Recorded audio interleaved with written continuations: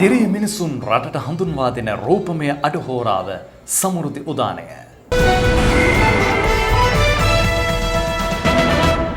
අයබෝවන් සුබ සන්ධ්‍යාවක් ඔබට.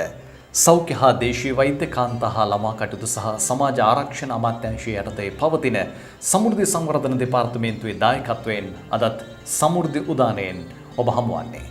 අදත් මේ අඩහෝරාවකට ආසන්න කාලය තුළ සමෘද්ධි සංවර්ධන දෙපාර්තමේන්තුවේ සමාජ ආරක්ෂණ සුබ සාධන කටයුතු පිළිබඳව ඔබට කියන්නට බලාපොරොත්තු වෙනවා. ඒ වගේම පරිගණක ආශ්‍රිත ක්‍රියාකාරීත්වයේ යාවත්කාලීන කිරීම පිළිබඳව සමෘද්ධි පිළිසඳරෙන් අද විමසා බලනවා. සමෘද්ධි නිලධාරියෙකුගේ අපූර්ව හැකියාවක් පිළිබඳවත් තොරතුරු ඔබට කියන්නට සූදානම්.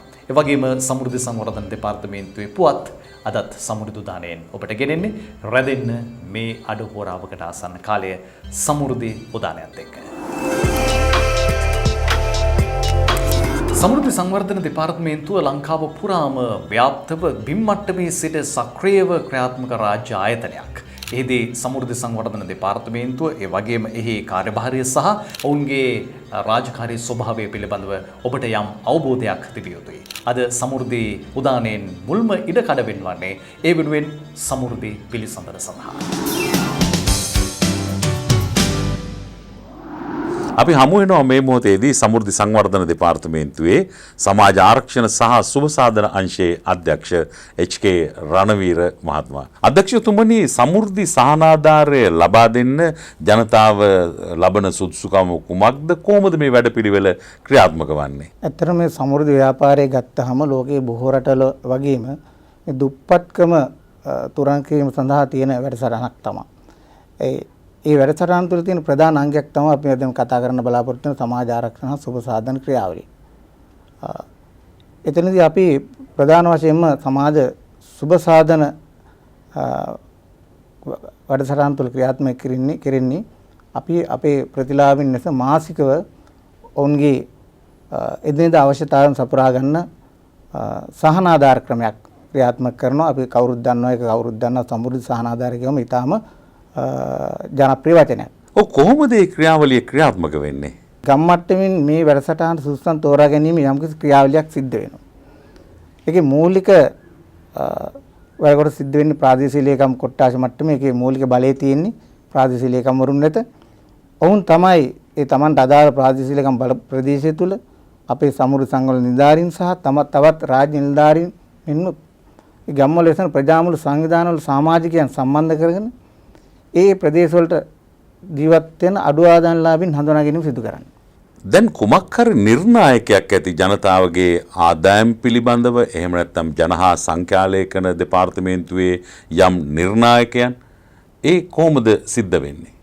අඩු ආදායම් කියනකොට එතනින්ම කියවෙනවා මේ ආදායම් මට්ටම බලන්න ඕන. ආදායම් මට්ටමට අමතරව ඒ පවුලේ අපි බලනවා ඔහුට හිමි මොනවත් වෙනත් වත්කම්. ඒ වගේම ඔහුගේ පවුලේ තවත් ස්වභාවය අපි හිතමු අපි සමහර විට දරුණු රෝගාබාධ වලින් පෙළෙන්න පුළුවන්, ආබාධිත වගේ තැනත්තන් ඉන්න පුළුවන්. අන්න ඒ වගේ පවුල්. ඒ වගේ මේ පවුලේ සමාජයන්ගේ අධ්‍යාපන මට්ටම ආදි වශයෙන් ප්‍රධාන වශයෙන් කරුණු පහක් කෙරේ අපි අවධානය යොමු කරලා තමයි මේ සහනාධාර ලබා දීමට සුදුසු පුද්ගලෝ තෝරගන්න ලබන්නේ. එතකොට මේ සහනාධාර සමාන මුදලක්ද ලබා දෙන්නේ, එහෙම නැත්නම් වෙනත් මුදල් ප්‍රමාණද ලබා දෙන්නේ? ඒ පිළිබඳවත් මම හිතන්නේ දැනුවත් කිරීමක් කරොත් හොඳයි ඔබතුමා. පවුලේ ඉන්න සමාජික සංඛ්‍යාව, විශේෂයෙන්ම ඒ සමාජික සංඛ්‍යාව සැලකිල්ලටගෙන තමයි ඔවුන්ට හිමි සහනාධාර මුදල තීරණය කරන්නේ. උදාහරණයක් වශයෙන් කිව්වොත් යම් පවුලක ඉන්න සමාජිකයෝ එක්කෙනෙක් දෙන්නෙක් ඉන්න පුළුවන්. අන්න ඒ වගේ පවුලකට ඒ කියන්නේ උපරිම සමාජික සංඛ්‍යාව 2 දක්වා අපි මාසික රුපියල් 1500ක සහනාධාර මුදල් තමයි ලබා දෙන්නේ. ඒ වගේම පවුලේ සමාජික සංඛ්‍යාව 3ක් ඉන්නවා නම් රුපියල් 2500ක මුදලක් මාසිකව ලබා දෙනවා. ඒ වගේම යම් මේකින් පවුලේ සමාජික සංඛ්‍යාව 4ක් හෝ ඊට වැඩි සංඛ්‍යාවක් ඉන්නවා නම් අපි රුපියල් 3500ක මුදලක් මාසිකයේ ඒ පවුලට ලබා දීම කරනවා. දැන් ඊට අමතරව අපි අහලා තියෙන රුපියල් 420 වගේ සීමාවෙත් තවත් කොටසක් ඉන්නවා කියලා. මේ මුදල සම්පූර්ණයෙන්ම ඔවුන්ගේ අතට යනවද, එහෙම නැත්නම් මේන් කොටසක්ද ඔවුන්ට ලැබෙන්නේ? ඊළඟට ඔවුන්ට ඍජුවය ලැබෙනවද, නැත්නම් සමෘද්ධි බැංකුව හරහාද ඒ ලබා දෙන්නේ? සමෘද්ධි සහනාධාර වැඩසටහන තුළ යම්කිසි පෞල් කාණ්ඩයක් ජීවත් වෙනවා. ඔවුන්ට මාසික අපි රුපියල් 420ක මුදලක් ලබා දෙන්නේ. එයින් අපි බලාපොරොත්තු වෙන්නේ ඔහුගේ අතට එදිනෙදා ජීවත් වෙන්න ඔහුගේ අත්‍යවශ්‍ය භාණ්ඩ මිලදී ගැනීමක් කරන්න මුදල් යොදා ගැනීමක් බලාපොරොත්තු වෙන්නේ. ඒක අතරම ඔහුගේ ආරක්ෂණය වෙනුමයි මුදල් වෙන්නේ. ඒ කියන්නේ රුපියල් 420ක මුදල් ප්‍රමාණය ගත්තොත් අපේ සමාජ ආරක්ෂණ වැඩසටහනක් තියෙනවා. ඒ ආරක්ෂණ වැඩසටහන වෙනුවෙන් ඔහු රුපියල් 100ක දායක මුදලක් මාසිකව ලබා දෙනවා. සමෘද්ධි නිවාස ලොතරැයි අර මුදලක්. ඒකෙන් අපි කරන්න අපේ ජනතාවට නිවාස ලබා දීමේ වැඩසටහනක්. ඒ මුදලටත් ඔහු රුපියල් 80ක මුදලක් දායක කරන මාසිකව. ඊට අමතරව රුපියල් 420න් ඔහුට ඉතුරු වෙනවා රුපියල් 240ක මුදලක්. ඒ මුදල ඔහුගේ කෙලින්ම ඔහු වෙනුවෙන්ම ඔහුගේ අනාගතය සඳහා ප්‍රයෝජනයට ගන්න පුළුවන් විදිහට අනිවාර්ය ඉතිරි කිරීමේ ගිණුමකට බැර වෙනවා. ඒ අනිවාර්ය ඉතිරි කිරීමේ මුදල ඔහුට අපි දන්නවා අපි කවුරුත් වයසට යනවා අපිට යමක් කරගන්න බැරි අපි අසරණ තත්ත්වයටපත් වෙන අවස්ථාවක් වෙනවා. අන්න ඒ අවස්ථාවකදී ඔහුට ඒ මුදල ඔහුගේ අපි සමෘද්ධි බැංකුව තුළමයි මේ මුදල ඔහුගේ ගිණුමට බැර කරලා තියෙන්නේ. එම අවස්ථාවේදී ඔහුට මුදල ලබා ගන්න පුළුවන්. ඒ වගේම තව විශේෂයෙන්ම ඔහුට අවශ්‍ය වෙන්න පුළුවන් ඔහු දැඩි රෝගාබාධ වලට ලක් වෙන්න පුළුවන්. සමහර නිදන්ගත රෝග වගේ. එහෙම නැත්නම් ඒ පවුලේ දරුවෙකුගේ උසස් අධ්‍යාපන කටයුතු වලගේ අන්න ඒ වගේ අවස්ථාවලදී අනිවාර්ය ඉතිරි මුදල් ඔහුට ලබා ගැනීමේ අවස්ථාව තියෙනවා. එතකොට ඔබතුමා මේ පැහැදිලි කරන්නේ 420 සීමාවෙන් කොටස් ආකාරයට බෙදී යන විදිය. එතකොට 3500ක් හිමි වෙන අයටත් ඒ විදියට 420ක මුදලක් අඩු වෙලා යනවද? එහෙම නැත්නම් ඊට වඩා වෙනස් ක්‍රමවේදයකින්ද ඒ සිද්ධ වෙන්නේ? මේ සමාජ සහනාධාර වැඩපිළිවෙල තුළ තවත් ඉතා සුවිශේෂී වැඩසටහනක් ක්‍රියාත්මක කරන එක තමයි සමාජ ආරක්ෂණ වැඩසටහන කියන්නේ. ඒ සමාජ ආරක්ෂණ වැඩසටහන ක්‍රියාත්මක වෙන්නේ අපේ මේ සමෘද්ධි ප්‍රතිලාභීන් මාසිකව ලබා දෙන යම් ජායක මුදලක් එකතු කරලා අපි සමාජ ආරක්ෂණ අරමුදල නමින් අරමුදලක් පිරවලා තියෙනවා. ඒ අරමුදලට දායක වෙන විදිහ තමයි මම කිව්වා රුපියල් 420 කාණ්ඩයත් එකට රුපියල් 240ක දායකත්වයක් ලබා දෙනවා. ඒ වගේම මුලදී කිව්වා අපි සහනාධාර වටිනාකම් කාණ්ඩ කීපයක් තියෙනවා 3500 2500 1500 ආදී වශයෙන්. ඒ හැම කොට්ටාශයක්ම සමාජ ආරක්ෂණ අරමුදලට ඒ වගේම මුලදී කිව්වා මම නිවාස ලොතරැයි අරමුදලට ඒ වගේ අනිවාර්ය ඉතිරි කිරීම ක්‍රමවේදයට දායක වෙනවා. 1500න් 100යි 2500න් 200යි 3500න් 300යි. ඒ විදිහට බැර කිරීමක් සිද්ධ වෙනවා. ඒ වගේම රුපියල් 80ක් හැමදාම සමෘද්ධි නිවාස ලොතරැයි අරමුදලට දායකත්වය ලබා දෙනවා. රුපියල් 100ක මුදලක් සමාජ ආරක්ෂණ අරමුදල සඳහා දායකත්වය ලබා දෙනවා. ඒතර මේ සමාජ ආරක්ෂණ අරමුදලෙන් මොන වගේ කාර්යයක්ද සිද්ධ වෙන්නේ මහ ජනතාවට නැත්නම් සමෘද්ධි ප්‍රතිලාභී ප්‍රජාවට? සමෘද්ධි සහනාධාර පවුල්වල සමාජිකයන්ගේ උපතේ ඉඳලා ඔවුන්ගේ මරණය දක්වා සිදුවන විශේෂ සිදුවීම් වලදී දායකත්ව සැපයීම තමයි සිදු කරන්නේ. උදාහරණයක් වශයෙන් කිව්වොත් අපි ප්‍රතිලාභී පවුල්වල දරුපතක් සිදු වුණොත් අපි ඒ දරුපත වෙනුවෙන් රුපියල් 10000ක මුදලක් ලබා දෙනවා අපේ සමෘද්ධි බැංකුව හරහා. නැවතත් අපි ඒ වගේම රුපියල් 10000ක මුදලක් ඒ පවුලක සමාජිකයෙකුගේ විවාහ මංගල්‍යයක් වුණොත් රුපියල් 10000ක මුදලක් ලබා දෙනවා. අපි සාමාන්‍ය උපරිම රුපියල් 10500ක මුදලක් වර්ෂයකට ඒක පවුලක් වෙනුවෙන් රෝහල් ගත වීම වෙනුවෙන් ලබා දෙනවා. අපේ ප්‍රතිලාභී පවුල්වල යම්කිසි මරණයක් සිදු වුණොත් ඒ මරණ වෙනුවෙන් රුපියල් 25000ක මුදලක් අපි ඉතා කඩිනමින් ඒ පවුල වෙත ලබා දීමට කටයුතු කරනවා. දුවදරුවන්ගේ අධ්‍යාපනය වෙනුවෙන් අපි යම්කිසි ලොකු දෙයක් සිදු කළ යුතුයි.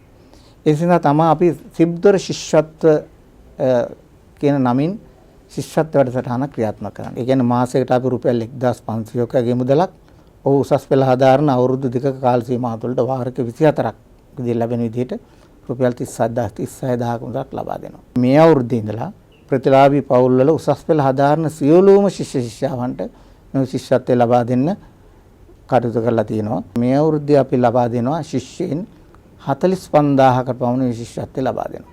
මේ මං කියවපු පත්‍රිකාවක දැක්ක මේ නිවුන් දරු උපත් සඳහා වෙනම වැඩපිළිවෙලක් ක්‍රියාත්මක කරනවා කියලා. ඒ කුමක්ද? මේදී අපි දරුවන් දෙදෙනෙක් ඒ කියන්නේ නිවුන් දරු උපතක් සිදුවන පවුල් වලට අර මුලදී උපතකදී ලබා දෙන රුපියල් 10000ට අමතරව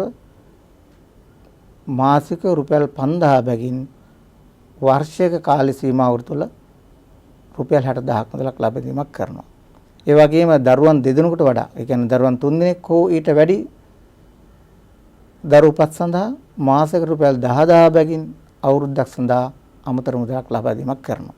බොහොම ස්තුතිවන්ත වෙනවා අද දවසේ අපත් සමග මේ විශේෂ සාකච්ඡාවට එක්ුණේ සමෘද්ධි සංවර්ධන දෙපාර්තමේන්තුවේ සමාජ ආරක්ෂණ සහ සුබ සාධන අංශයේ අධ්‍යක්ෂ එච්.කේ. රණවීර මහත්මයා. ඔබතුමාට බොහොම ස්තුතියි. සමෘද්ධි පිළිසඳරෙන් අද අප ඊළඟට අවධානය යොමු කළේ සමෘද්ධි සංවර්ධන දෙපාර්තමේන්තුවේ පරිගණක ක්‍රියාවලිය යාවත්කාලීන කිරීම පිළිබඳව. අද සමෘද්ධි උදානය තුල විශේෂ සාකච්ඡා සඳහා අපි ආරාධනය කළේ සමෘද්ධි සංවර්ධන දෙපාර්තමේන්තුවේ පරිගණක අංශය භාරව කටයුතු කරන එහි පද්ධති විශ්ලේෂක එම්.ඒ. හිරාන් ප්‍රසන්න මහත්මයාට. හිරාන් මහත්මයා දැන් සමෘද්ධි සංවර්ධන දෙපාර්තමේන්තුවේ ඔබේ අංශයෙන් පරිගණක අංශයෙන් නැත්නම් IT ඩිවිෂන් එකෙන් මොනවද සිද්ධ වෙන කාරණාවන්? ප්‍රථමයෙන් ස්තුතිවන්ත වෙනවා සේනක මහත්තයා මේකට මට ආරාධනා කරපු සම්බන්ධයෙන්. ඇත්තටම තොරතුරු තාක්ෂණ අංශය හැටියට අපි විශාල ව්‍යාපෘති කීපයක් දැන් ක්‍රියාත්මක කරනවා. එකක් කියොත් අපේ නිල වෙබ් අඩවිය. ඒ කියන්නේ අපේ www.samurdhi.gov.lk කියන අපේ නිල වෙබ් අඩවිය සම්පූර්ණ මෙහෙයුම් කටයුතු කරන්නේ මගේ අංශයෙන්.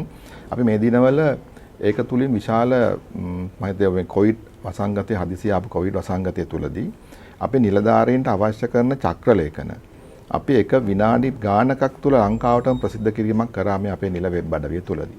ඒක මම හිතේ අපි ඉස්සර ඉඳන්ම අපි නිලධාරීන්ට පුරුදු කරගෙන හිටිය දෙයක්. අපි ඒක ඉතා සාර්ථකව ක්‍රියාත්මක කරා මේ අවස්ථාවේදී. ඒ වගේම තව දෙයක් තියෙනවා අපි ප්‍රතිලාභීන්. ඒ කියන්නේ අපේ සමෘද්ධි ප්‍රතිලාභීන්ගේ තොරතුරු කළමනාකරණය කරන පද්ධතියක් හදලා තියෙනවා. අපිට තිබුණ ගැටලුවක් තමයි හැමතිස්සෙම නිතර හාදී අද දිනේට සමෘද්ධිලාභීන් කොච්චර ඉන්නවද කියන එක. අන්න ඒකට විසඳුමක් හැටියට අපි කරලා තියෙනවා.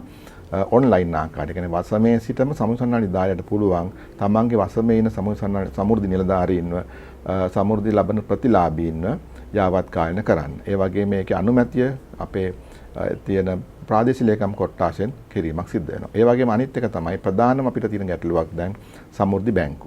අනේ සමෘද්ධි බැංකු පරිගණකගත කිරීමත් අපි මේකට ආරම්භ කරලා තියෙනවා.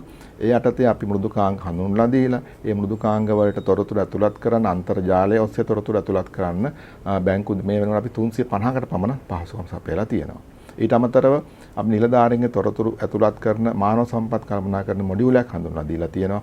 අපි ඒකත් නැවත වරක් සක්‍රිය කරලා ඒ කටයුතු කරන්න තමයි මූල්‍ය අපේ තොරතුරු තාක්ෂණාංශය දැන්ට සිදු කරන කාරණා. ඒ වගේම ඊට අමතරව අපි නිලධාරීන්, ඒ කියන්නේ තොරතුරු තාක්ෂණය අවශ්‍ය නිලධාරීන්ව පුහුණු කිරීම.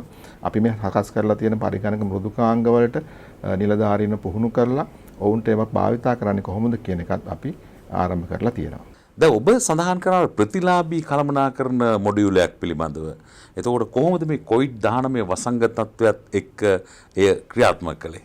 දැන්ට සහනාධාරලාභී නැත්නම් 17,94,000ක් වගේ ලංකාව පුරා ඉන්නවා. අන්නේ 17,94,000ම ඉන්නේ ප්‍රාදේශීය ලේකම් කොට්ටාස බම්පේ බැංකු සහ ග්‍රාම නිලධාරී වසම්.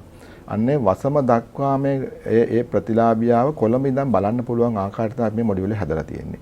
ඒතකොට මේ දිනපතා මේ සහනාධාරලාභීන් ඉවත් වීම, නව එකතු වීම, පදිංචි හැර යාම, ඒ වගේම මිය යාම, ඒ වගේ දේවල් සිද්ධ වෙනවා. ඒතකොට විවිධාකාරයට සහනාධාරලාභීන් පද්ධතිය එකතු වීමක් සහ පද්ධතියෙන් අයින් වීමක් සිද්ධ වෙනවා.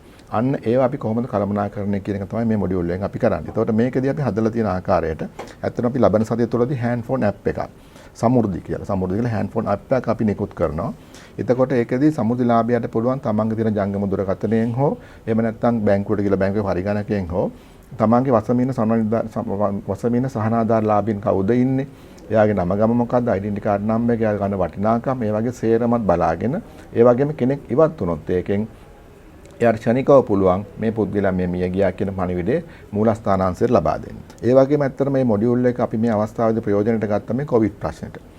කොවිඩ් වල අපි මේ වෙනකොට සහනාධාරලාභීන් ඇතුළු 50,000කට පමණ මේ කොවිඩ් ආධාර ලබා දීලා තියෙනවා. හැබැයි කාටද දුන්නේ, කොහේ ඉන්න කෙනාටද දුන්නේ කියන එක අපි කවුරුවත් මෙහෙනම් දන්නේ නැහැ. ඉදිරියේ විවිධ ආකාරයෙන් විවිධ වූ ශේෂ්ත්‍ර වලින් අපි විමසනවා මේක ඔයාලා කාටද තොරතුරු දුන්නේ කියලා. අන්න ඒක දැන් අපිට කොළඹ ඉඳන් බලා ගන්න පුළුවන්. අපි මේ වෙනකොට මේ දීපු සමෘද්ධිලාභීන්ට අමතරව මේ දීපු 32,000කින් 25,000ක් විතර පරිගණකගත කරලා ඉවරයි. සමෘද්ධි බැංකු ලංකාව පුරා 1073ක් තියෙනවා. මේ 1073 අතරේ ජනතාව කවද්ද ඇවිල්ලා Tamanගේ ATM යන්ත්‍රයකින් තමන්ගේ ප්‍රතිලාභය ලබාගෙන දවසේ ඉන්නේ. නැත්නම් එයාගේ පොත පරිගණකයේ මුද්‍රණය කරලා ලබා දෙන්නේ. මට ඉතින්නේ ඔය පොත මුද්‍රණය කරලා දෙන කාර්යනේ බැංකුව 150ක විතර කරනවා අදට. උදාහරණයක් ඇයට අපි කිව්වොත් මොනරාගල, හම්බන්තොට සහ රත්නපුර දිස්ත්‍රික්කවල යම් මෘදුකාංග අපි හඳුන්වලා දීලා ඒක තුල කරනවා. හැබැයි නමුත් මේ මෘදුකාංගය අපිට තාම ප්‍රමාණවත් නැහැ අපේ සියලුම රාජකාරි වල. නමුත් ඒක අපි දැන් සංවර්ධනය කරපු මෘදුකාංගය වලව බැංකුව තුල ක්‍රියාත්මකයි. ඒක තුල ඇත්තටම අපි කියන point of sale machines කියන්නේ POS machine කියන එක ශේෂ්ත්‍රයට අරන් ගිහිලා ශේෂ්ත්‍රයේ සල්ලි එකතු කරනවා දැන් වලව බැංකුවේ නිලධාරීන්. ඒක දැන් අදත් අපි සාකච්ඡා කරා. ඒ වගේම අපි පරණ තිබුණ අපේ තාක්ෂණ කමිටුවක් රැස් කරා. ඒ කමිටුවේ උපදෙස් අනුව අපි හැකි ඉක්මනටම මේක ලංකාවටම ලබා දෙනවා. අපි යන්නේ ඇත්තටම හොඳ තාක්ෂණයකට. අපි වෙබ් බේස් සිස්ටම් එකක්. ඒකට data security කියන්නේ දත්තවල ආරක්ෂාව ඒ වගේ දේවල් බැංකුව වලට හිටින්නේ නැහැ. බැංකුව අපි ඔක්කොම දත්ත ටික යම් කිසි ස්ථානයක ඉඳලා ඒගොල්ලෝ අන්තර්ජාලය හරහා තමයි මේ පදේ ඇතුල් වෙන්නේ. එතකොට ඉතා පහස ඒ වගේම තමයි මෘදුකාංග දැන්ට අනිකුත් වාණිජ්‍ය බැංකුව හා පාවිච්චි කරන තරඟකාරී මට්ටමට තියෙන හොඳ මෘදුකාංගයක්. ඒකෙන් අපි වැඩේ ඒ අදාළ බැංකු පරිගණකගත කරන කාර්ය ආරම්භ කරලා තියෙන එක අපි වේගවත් කරනවා ඉදිරියට. එතකොට මේ පහුගිය දවස්වල සමෘද්ධි අලුතින් ප්‍රතිලාභීන් සංඛ්‍යාවක් එකතු වුණා සමෘද්ධි වැඩසටහනත් එක්ක. එතකොට සියලුම සමෘද්ධි ප්‍රතිලාභීන්ගේ නාමාවලිය දැන් පරිගණකගත වෙලා තියෙනවද? ඒ වගේම නිවාසවලතරයි දිනුම් මැදීමේ ක්‍රියාවලිය කොහොමද ක්‍රියාත්මක වෙන්නේ ඔබේ අංශය තුලින්? පහුගිය මාස 6කට වගේ ඇතුළත අපි අලුතෙන් ලක්ෂ 5ක වගේ අලුතෙන් සහනාධාරලාභීන් අපි එකතු කරගෙන තියෙනවා. ඒතර අපේ දැන් සමස්ත සහනාධාරලාභීන් සංඛ්‍යාව 17,90,000ක් විතර වෙනවා. අපි මේ සියලුම අයක තොරතුරු දැන් අරගෙන තියෙන්නේ වසම දක්වාම නම, ජාතික හැඳුනුම්පත් අංකය. ඒ වගේම අපි ඒව දත්තපදයට ඇතුළත් කරලා මේ ඉදිරියේදී අදින නිවාසලොත්තරයි දත්තපදයේ සඳහා සේරම යාවත් කාලීන කිරීම කරලා තියෙනවා. ඒතකොට අපි දැන්ට නිවාසලොත්තරයි වැඩසටහනේදී සෑම ප්‍රාදේශීය ලේකම් කොට්ටාසයකම එක නිවසක් හැටියට මාසිකව නිවාස 331ක් දිනුම් අදිනවා. එය අන්නේ දිනුම් අදීමේ කාර්ය සඳහා මේ සමස්ත සහනාධාරලාභීන් 17,90,000ම අපි මේ මෘදුකාංගයට ඇතුළත් කරලා ඔවුන්ගෙන් තමයි වාසනාවන්තව තෝරා ගැනීම සිද්ධ කරන්නේ. සමෘද්ධි සංවර්ධන දෙපාර්තමේන්තුවත් මුළු රට පුරාම හැම ගමක් දක්වා විහිදිච්ච මහ විසල් සංවිධානයක්. මේ විසල් සංවිධානයේ තොරතුරු තාක්ෂණය අත්‍යවශ්‍යයෙන්ම ඉතාමත්ම වැදගත්. ඒ වැදගත් භූමිකාව සමෘද්ධි සංවර්ධන දෙපාර්තමේන්තුව වෙනුවෙන් සිදු කරන්නේ අපේ පරිගණක අංශය. එහි පද්ධති විශ්ලේෂක එම්.ඒ. හිරාන් ප්‍රසන්න මහතා තමයි අද විශේෂ හමුවට අපත් සමග සමෘද්ධි උදානය සමග එකතු වුණේ. ඔබට බොහොම ස්තුතියි අද අපත් සමග එකතු වීම පිළිබඳව. සමෘද්ධි සංවර්ධන නිලධාරීන් ග්‍රාමීයව බිම්මට්ටමේ නිරන්තරයෙන්ම ජනතාව සමග ගැටෙන නිලධාරීන් කොටසක්. ඔවුන් ජනතාවගේ අපේක්ෂාවන් සිතුම් පැතුම් අනුව තමන්ගේ රාජකාරී ස්වභාවය වෙනස් කර ගනිමින් කටයුතු කරනවා. මේ අතරින් අපට හමු වුණා විවිධ දක්ෂතා තිබෙන සමෘද්ධි සංවර්ධන නිලධාරීන්. අපි එවැනි දක්ෂයෙකුට අද ඉඩක් වෙන් කළා. ඔහු මදුරාවල ප්‍රාදේශීය ලේකම් කොට්ටාශයේ කලාප සහකාර වරකාගොඩ ඉන්දුනිල් චන්ද්‍රකුමාර. ඔහුගේ සිතුවම් වලට අද සමෘද්ධි උදානයෙන් ඉඩක් වෙන් වුණේ. ඇත්තම කියනවා නම් චිත්‍ර කලාව චිත්‍ර අඳිනවා කියන්නේ භාවනාවක්. මේක හොඳ සංයමයක්, ඒ වගේම ඉවසීමක්, පුදුම ඉවසීමක් තියෙන්න ඕනේ. මොකද මම සමහර චිත්‍ර ඇඳලා තිනවා දවස් 5 අඳින අවස්ථාවල් තියෙනවා. ඉතින් ඒ මොන චිත්‍රය ඇඳත් කොච්චර දවසක් ගත වුණත් මම රැකියාවට මේක බාධාවක් කරගන්නේ නැහැ කොයිම වෙලාවකත්. මොකද මම චිත්‍ර අඳින්න පටන් ගන්න සමහරවිට මම පාන්දර 4ට ඉතින් ඊට පස්සේ රැකියාවට ගියාට පස්සේ රැය වෙලා තමයි ඊට පස්සේ චිත්‍ර අඳින්නේ. ඉතින් අර දහවල් කාලේ ඒ අතර වාරේ මම ඉතින් රැකියාව කරනවා. ඊට පස්සේ ඉඩ ලැබුණ හැම නිවාඩුව වගේ චිත්‍ර අඳිනවා, චිත්‍රකලාවට යොමු වෙනවා. ඉතින් චිත්‍ර මම දැන්ට චිත්‍ර ප්‍රදර්ශන 3ක් පවත්වලා තියෙනවා. හොරණ ප්‍රදේශයේ වගේම ප්‍රාදේශීය ලේකම් කොට්ටාසේ මට්ටමින් සමුද්‍රික කුල්ලම සමාජය හරහා වාර්ෂික අපි තරඟ පවත්වනවා. එතනදී විශේෂයෙන්ම අපේ කලාපේ චිත්‍ර ප්‍රදර්ශන තියෙන අවස්ථාවේදී තමයි මම මේගොල්ලන්ට අවශ්‍ය දැන් චිත්‍ර අපි අඳිනකොට අපි මේ කලාපයට ගෙන්නලා කලාපකාරයාලට ගෙන්නලා අපි ඊට පස්සේ චිත්‍ර අඳින්න සිදු කරනවා. ඕගොල්ලන්ට ඒ අවශ්‍ය මඟ පෙන්වීම අපි දෙනවා. ඊට පස්සේ චිත්‍ර තෝරනවා. තෝරා ගැනීමේදී ඒ චිත්‍රයේ පසුපිටේ ඒගොල්ලන්ට අඩුපාඩු මොනවාද චිත්‍රවල තියෙන අඩුපාඩු මම ඒගොල්ලන් ලියනවා. ලියලා ඊට පස්සේ දරුවන්ට අවශ්‍ය මානව රූප ඇඳීම අඩුපාඩු ඊට පස්සේ ලෑන්ඩ්ස්කේපින් ඒවා ඔක්කොම අවශ්‍ය ඔයගොල්ලන්ට මඟ පෙන්වීම කරන්න අපි උපදෙස් දෙනවා. මම ගොඩක් වෙලාවට මේ දිරි ගන්න ඕනේ දරුවන්ව. ඇත්තම කියනවා නම් අපි රාජකාරීදී සමුදු සංවිධානයක් හැටියට සහ චිත්‍ර ශිල්පියෙක් හැටියට ඇත්තම කියනවා නම් පරස්පරයි. මොකද දෙකක් නිසා අවස්ථා දෙකක් හේතුවෙන්.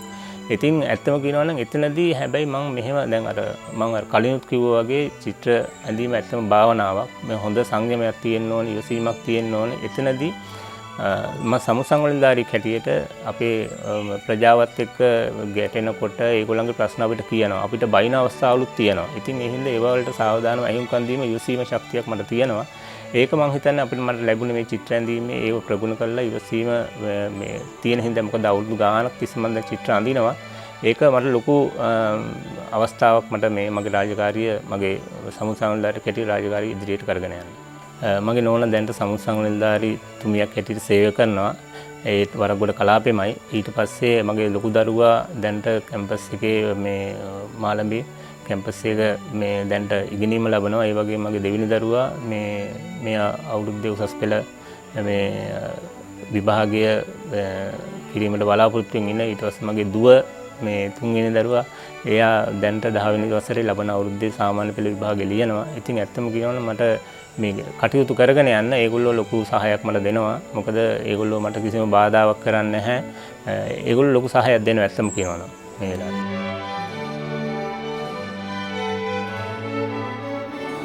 සමෘද්ධි සංවර්ධන දෙපාර්තමේන්තුවේ තතු ඔබ වෙත කියන සමෘද්ධි පුවත් වෙතයි දැන් අවධානය.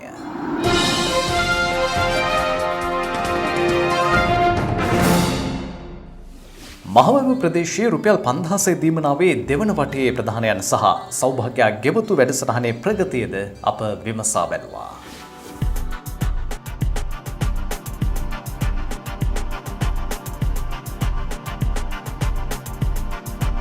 මාදම්පේ ප්‍රාදේශීය ලේකම් කොට්ටාශයේ මහබද්දේගම ග්‍රාම සේවා වසමේ සෞභාග්‍ය ගෙවතු වැඩසටහන යටතේ ඩී.එන්. මෙන්ඩිස් සමෘද්ධිලාභියා විසින් එදිනෙදා තම නිවසට අවශ්‍ය වන එළවලු සහ පළතුරු තම ගෙවත්තේ වගා කරගෙන තිබෙනවා.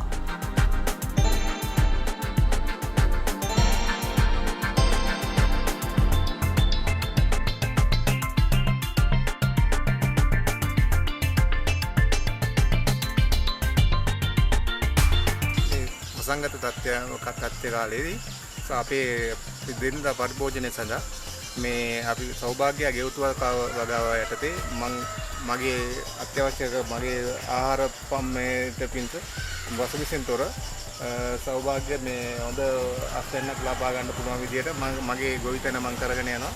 මට මේකට ගොඩක් මගේ පොඩි දෙන්නා මගේ නෝනා උදව් කරනවා මේ මගේ ගෙවතු සඳහා. දැන් මේ මම කියන්නේ මේ වගේම අනිත් අයටත් තමන්ගේ ගෙවත්තේ සුළු හරි පොඩියට හරි එක පැලයක් හිටවගෙන මේ වගේ ගෙවත්තක් සකස් කර ගැනීම ඉතාමත් ප්‍රයෝජනවත් කියලා මම කියනවා. සමෘද්ධි ව්‍යාපාරයේ තොරතුරු පුළුල්ව ජනගත කිරීමට සමෘද්ධි මාධ්‍ය ඒකකය කටයුතු සංවිධානය කර ඇත. සෑම මාසකම පළමු සතියේ හා දෙවැනි සතියේ බදාදා දින යන්නේ ඒ පුවත්පත අන්තර්ජාලයට මුදා හැරීමට සැලසුම් කර ඇත. සිංහල දෙමළ ඉංග්‍රීසි භාෂා ත්‍රිත්වයෙන් මෙම පුවත්පත එළිදැක්වේ. ඒ සඳහා ඔබේ නිර්මාණ ඔබේ ප්‍රදේශයේ සමෘද්ධි ව්‍යාපාරයේ ආශ්‍රිත ප්‍රවෘත්ති දිරින් දිවි ජයගත් මිනිසුන්ගේ කතාපුවත් ආදිය විද්‍යුත් ලිපිනයට යොමු කළ හැකි. අපේ විද්‍යුත් ලිපිනය සමෘද්ධි මීඩියා 2020@gmail.com. එසේම සමෘද්ධි FM අන්තර්ජාල රේඩියෝවද ළඟදීම ආරම්භ කිරීමට නියමිතයි. ඉතින් ලබන ඉරිදාවෙත් අපි යලිත් මුණ ගැහුණු විට සමෘද්ධි සංවර්ධන දෙපාර්තමේන්තුවේ නවීනතම කාර්යභාරයන් ඔබ වෙනුවෙන් ඉටු කරන මෙහෙවර පිළිබඳව තවත් විමසා බලන්නට සෝදානම්. අපි ලබන සතියේ යලිත් මුණ ගැහෙමු. ඔබට ප්‍රාර්ථනීය නිරෝගී සමෘද්ධිමත් සතියක්.